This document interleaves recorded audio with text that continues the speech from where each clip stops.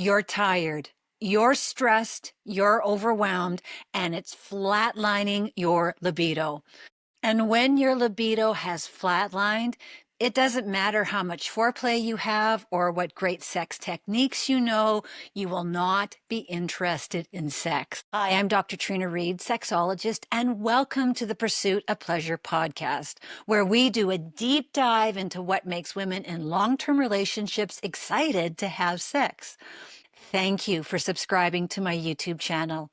And if you want a soul-quenching, mind-blowing sex life, please check out my free masterclass workbook and video.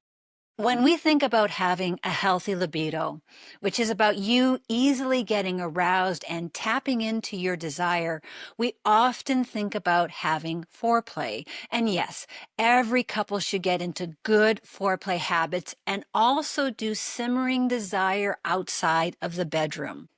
But if your libido has flatlined, where you have no interest in sex, what are your options? You could quit your job, become a monk, and meditate full time, but that's not a realistic option for most of us. And most of us do want to help our body naturally, but aren't sure how that works. That's why on today's podcast, we're talking to Dr. Alisha Rawji. I can list off the numerous stats that show how stress kills your libido. And when it comes to managing stress and feeling overwhelmed, there are a few options in Western medicine, but it often means taking pharmaceuticals. On the other side of this, Eastern medicine offers a wide variety of options, but most are unregulated. First, let's look at what skeptics of Eastern medicine have to say. So there was an article in The Walrus that stated the multi-trillion-dollar wellness industry is making us sick. That alternative medicine has become a scrutiny-free wonderland for anything and everything. The article then goes on to show and prove the rampant misinformation by social media influencers. There are also vocal critics like Dr. Jen Gunter, who spent many years going after Goop and anything that isn't FDA approved. I was on social media last week and noticed one of Dr. Gunter's followers questioning the legitimacy of New Weave, which is an all-natural product line created by scientist and gynecologist Dr. Renji Chang. Now, let me repeat that. Dr. Chang is a scientist and a gynecologist that has done rigorous testing on the New Weave product line. So, although New Weave is not FDA approved, I am also confident that it is not snake oil, as one of Dr. Gunter's followers professed. You know, sometimes it feels like Dr. Gunter and her band of merry trolls are the mean girls in the holistic space. Do I believe there are many so-called holistic companies wanting to take advantage of vulnerable people? Absolutely. And there are many more practitioners and companies dedicated to healing you in a holistic way. You want to get your libido, arousal, and desire back. So where does this leave you? Because it is very confusing. Do you go with Western medicine or with Eastern medicine, or is it a combination of the two? And if it is, what does that look like? To help us with that, it's a delight to welcome a very credentialed naturopathic doctor who can answer all of these tough questions. Dr. Alisha Rawji graduated from the Canadian College of Naturopathic Medicine in 2015. She received a Bachelor of Science degree in 2009. Dr. Rawji knows firsthand that by uncovering the root causes of symptoms and by working on all parts of an individual, they can move through their symptoms that may hinder them from achieving their optimum and best selves. So let's get into this interview. Welcome, Dr. Alisha. We're so excited to hear what you have to say about holistic medicine, naturopathy, and women's sexuality. I just really want us to do a deep dive into this subject. So Dr. Alisha, walk us through when a woman comes into your office and she has a sexual difficulty. What are the steps that you take? Take us through the whole process from start to finish. what you would do if I was a woman walking into your office asking for some help. Yeah. So let's say you're just someone who hasn't really learned much about naturopathic medicine. You don't really know holistic approaches. We don't even have to start there. It can even be a simple phone call to me, because I do offer 15-minute, sometimes 15, 20-minute free consultations, just so I can walk you through exactly what it might look like, just so that there's no pressure, that kind of thing. But most people do walk in, they're kind of ready to go.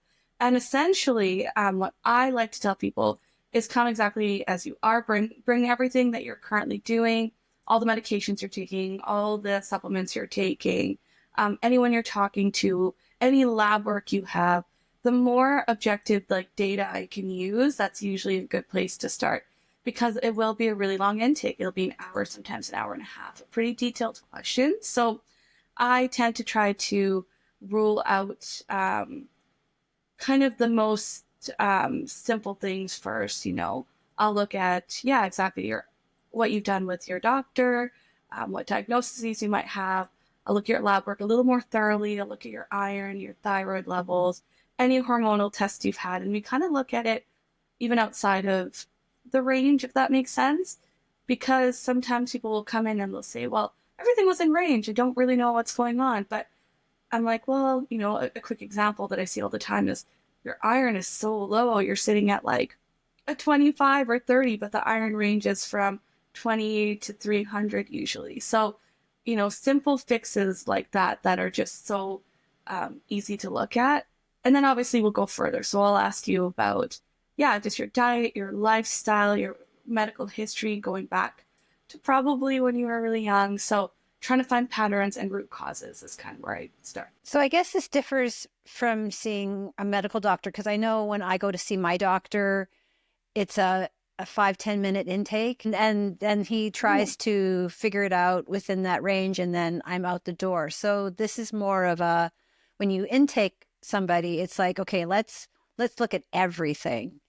Exactly, because that's really what I'm trying to get at. Like, let's just see not just symptom management, but let's try to see the patterns of what's going on, right? But I find that working together with medical doctors, and sometimes that's a challenge, but sometimes it's not. Sometimes, I've been doing this for many years now. I'm almost in my 8th year of practice. And over time, I have seen that just working tandem with doctors and through the public system, and then also with me, can be really, really beneficial, because yeah, they can requisition labs really quickly.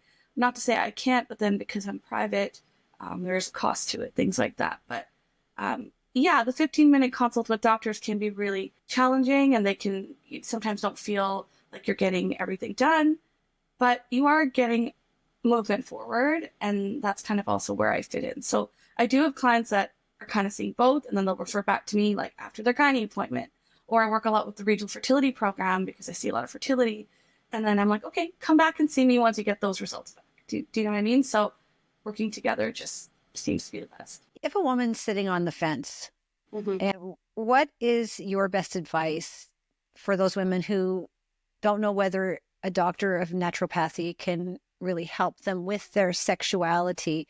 And I just want to preface this by saying there's been multiple studies that have come out in recent years to say that the vast majority of women will not go to her doctor to speak about sexual difficulties. Right. So I think it's like out of 100 women, one woman out of 100 will go to her doctor to speak about sexual difficulties. And I'm just wondering, is that different in your space? Really interesting point, because I find women are pretty open about their sexuality and sexual dysfunctions, so to speak, because I would say the majority of people that do come are women. I do see men, but often I find, not to say men won't come out on their own volition, but a lot of the times it's their wives or their girlfriends, and they're like, I'm bringing my husband or I'm bringing my boyfriend because he has X, Y, and Z. Because I think generally in medicine, men tend to leave a lot of their symptoms kind of just, oh, I'll just work through it, or kind of will have this attitude of it's not a big deal. But I find in my practice that's not the case, especially with women. I do see a lot of women that are pretty open about what they're going through. So yeah, maybe in our profession versus the medical profession, ours Yeah, I do see a lot. So that maybe doesn't track in our side of things. But maybe when it comes to medical doctors or medical appointments, it's not that they won't see their doctor for it, but maybe they'll put it as like one of the lower on their list of symptoms, right? So maybe they just don't get to it because there's other things that are higher on their list. I don't know. And maybe there aren't many options for women when it Mm-hmm. comes to sexual difficulties with their doctor. Like, what if I go to my doctor with a sexual difficulty? What can they do about it? Offer me antidepressants, which my Mm-hmm. doctor has. Not that but I'm just saying, like, Right. what can they offer me for And, that? and that's what, Which I feel like you would have a lot more options available for that woman. right. We do have a big arsenal because a lot of what we do is functional medicine, right? Like I said, getting to the root cause. And like I said, the medical system just has a different approach and limitations to a certain point of, yeah, what they can offer because so much, maybe we'll get to this kind of in more detail, but the diet piece, the herbal piece, the vitamin, vitamin, minerals, functional medicine. Like I look at what could possibly be deficient and um, kind of building up hormone, building up neurotransmitters. And a lot of that is simple things like diet and lifestyle and a few vitamin and minerals and maybe some herbal remedies, right? So it's just not something taught in that field. So that's kind of where we fit in. It's just to kind of fill in that gap, I would say. So, what are some of the things that Mhm. you could offer a woman if she is experiencing sexual difficulties? Like, can you just walk us through a few ideas? Sure.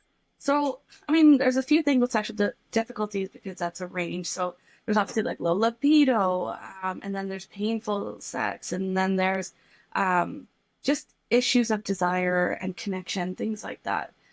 Anxiety, stress around sexual matters, things like that. But I would say a common thing that I see in women, especially perimenopause and menopause, is that change in libido or that sudden drop.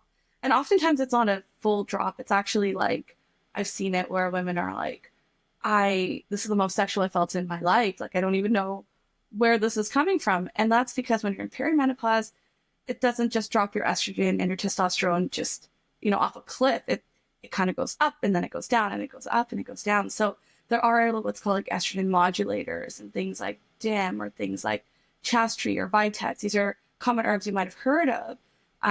So things like that can be really helpful. But I even go backwards to like a lot of drops in libido, whether that's menopause or perimenopause or at any age. And it sounds like such a simple answer, but it's dealing with their cortisol levels or their stress levels. Because when you're in like a sympathetic nervous system is always firing and you're always releasing high amounts of cortisol, that's not putting you in what's called like a parasympathetic tone. And you need to be in parasympathetic tone for your body to, effectively, have a good libido and fertility because we want your body to be in a state of relaxation for those, aspects and to carry a child and things like that, which all tie into libido as well. So I always start with like anxiety and stress and cortisol management and things like ashwagandha, B vitamins. I do a lot of B vitamin injections. I do like a lot of balancing of adrenals, I would say. And then you can get into things like inflammation and inflammatory issues. So not just with like pelvic inflammatory disease, but just overall inflammation can, kind of change the way your hormones are produced and released. So I'll kind of look at their diet and their lifestyle and just how they're living and the toxic load and things like that and kind of say, what can we do to just bring your body back to that balance for you? If that kind of makes sense. There's a big range. Yeah, well, we're talking, yeah, like you're trying to talk about a mountain and and narrow it down to something very specific. No, I appreciate that. And what's not that I want to say your success rate, but like, does it just very candidly, does this work for some women and not for others? Or is it a trial and error? Like, I just know that for Yeah. me, there's some things that really work. Yeah. And then there's some things that really don't work. And it's trying to navigate that where, what works for my body. Mm-hmm. Totally. Just like anything in medicine or any goal you're trying to accomplish, I try to go with the like simplest answer and try to work our way up. I'm like, okay, that's why we have such a long consultation. That's why we have different pieces of data, right? We'll look at your objective data, like your lab work, maybe your x-rays. Sometimes you'll find, maybe there is a diagnosis of PCOS or endometriosis or a whole bunch of things like that, or pelvic inflammatory disease. Then you can kind of triage and navigate what the best option is, right? Like for, maybe an inflammatory issue locally, I would maybe refer sometimes to maybe pelvic floor exercises or seeing a pelvic floor specialist. And then coming back to me for, doing, sometimes I've done food sensitivity tests just to lower their inflammation, to find a root cause, to see what is causing the inflammation. So you can kind of work together that way. When it's someone who has a lot of anxiety and their cortisol levels are just really out of whack, then yeah, I'll probably push more towards let's start with ashwagandha, which is a fantastic herb for cortisol regulation, or B vitamin shots. I've seen that probably work out of everything really, really well with all the years I've been doing this. I've seen people's energy go up. I've seen their anxiety kind of be manageable. So if that makes sense, you kind of triage what the best option is. So in a sense, yes, it's trial and error, but with your best objective data, moving that, that compass. Yeah, that makes a lot of sense. And I really like this approach because it's just looking at the person as a whole, saying, okay, this is your life. And something I know for sure is you won't change a person's life. If they are, tend to be a stressed out person, they're always going to be a stressed out person. Or if they tend to be this way, they're always going to be this way. So this is who you are. And let's figure out a way to work with this. Yeah, that's a good way of putting it, and kind of helping them just navigate that, or taking the edge off maybe, right? So I'm a very practical person and I like steps. This sounds really great. And I'm curious about how I can start doing this. So what could a woman do right this second to bring a more holistic approach to her sexual self-care? That's a big, broad question for... No, it's a big, broad question. And I can answer that in two ways. One is like, if they come see me, there's different options. So let's just say someone is interested in usually I say doing an initial naturopathic visit is ideal, just because we get that full hour and a half. We're really sitting, getting in the weeds of things. And then kind of, giving a pretty in-depth treatment plan, whether it comes to diet, lifestyle, herbals, everything. And like I said, a lot of what I do is the vitamin injections, which I can tell you more about, I can tell you a little bit now, but just the B vitamins.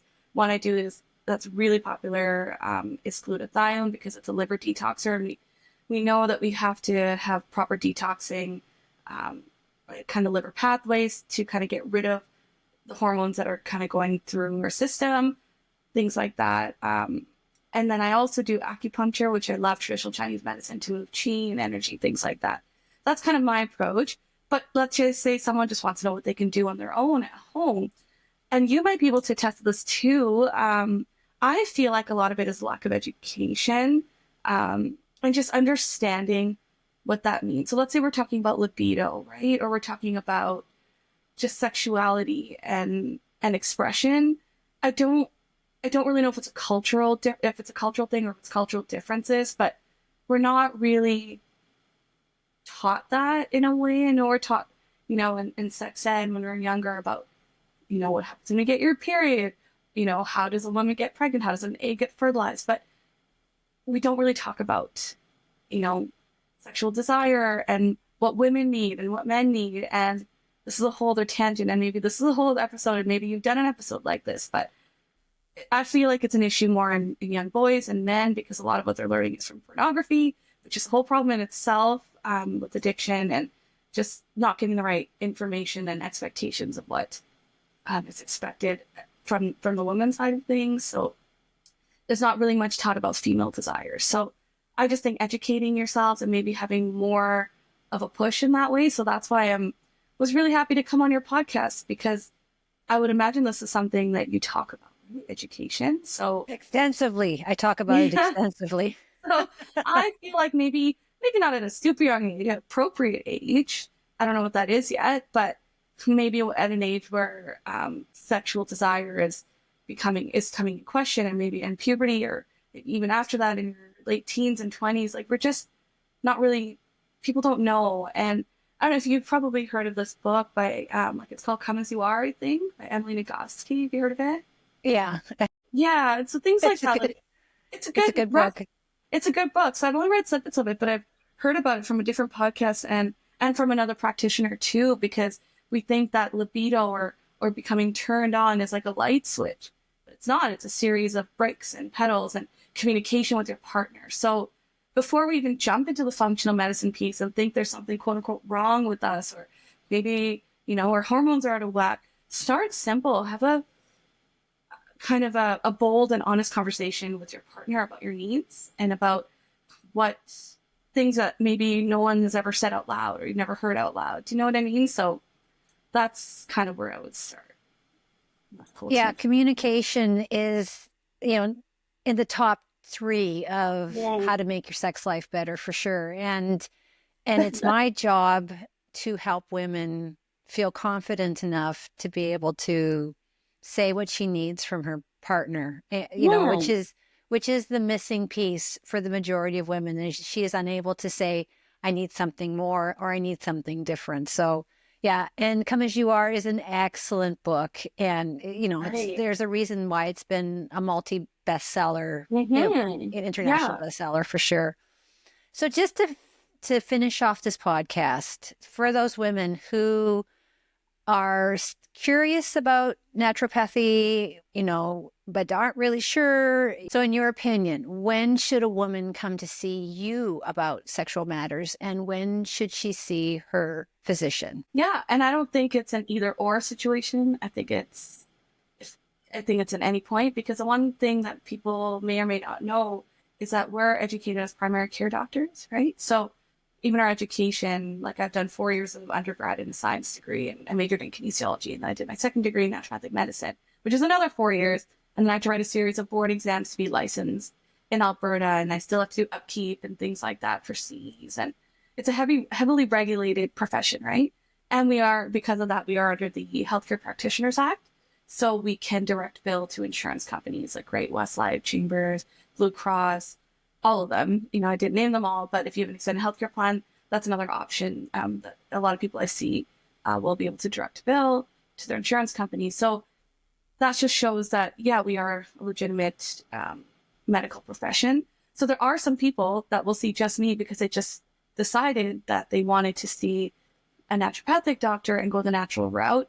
And then there's some that's like, you know what, I have a great medical doctor, but I want to also see what you can offer me so that maybe I can start the natural route, maybe, and then not have to venture in the medical space as much, or I won't have to take medications as often or as much, or I can wean myself off it, I find. So it's not an either or. It can be. Some people just decide that that's not what they want, and that they value just this piece of it.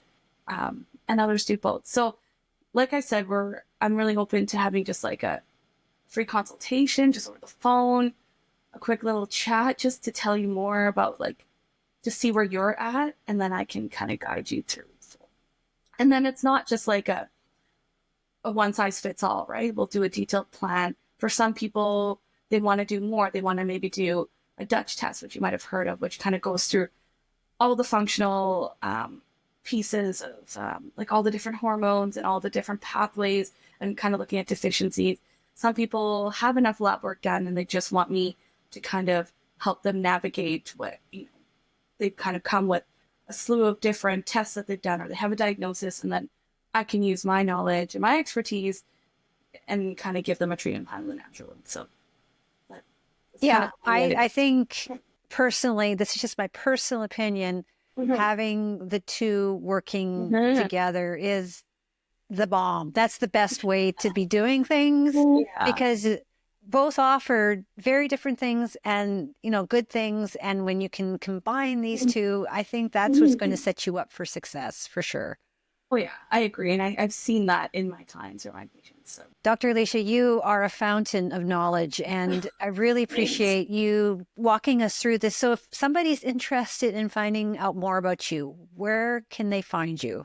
Yeah, so I'm actually constructing a website right now. We're almost done. You can still find my email address on there and my online booking site, which is for my in-person consultations. And then I will, by the spring, summer, have virtual consultations for everyone who resides in Alberta, which will be really awesome. That is Because, awesome. right? Because I find that like there's so much in that space and it's so easy. I can drop ship lab tests at people's houses. I can drop ship supplements. It's so cool. I can send meal plans online. It's Dr.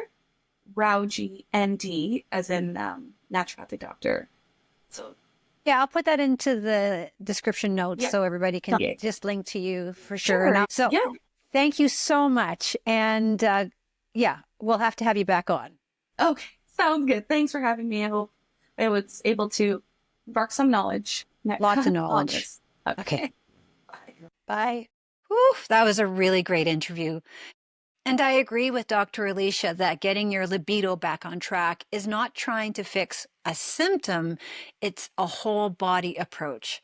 So, feeling mentally and physically healthy will dovetail into wanting sex and anticipating foreplay. And if you want a natural way to manage your vulva health and libido, please consider New Eve.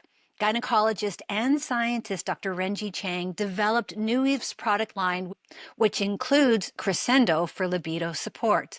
Please go to their website and check out the research and the reviews. And if you do decide to buy, please use my affiliate code Trina and you will receive a 5% discount. Bottom line, women should feel empowered in their relationship to ask for her sensual needs to be met, which takes the two of you to figure it out together. I'd love to hear your thoughts and comments on your experience with holistic medicine. Please check out my free Sex Bootcamp Masterclass workbook and video. And thank you for liking and subscribing my YouTube channel. Your support helps grow women's sexual pleasure because you deserve a deep, soul-quenching, mind-blowing sex life.